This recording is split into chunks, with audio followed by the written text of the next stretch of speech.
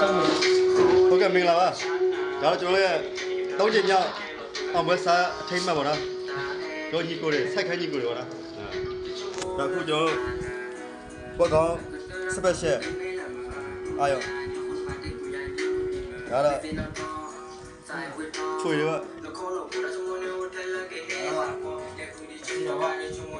အာဆီယံမှာစပိုင်နာဝိ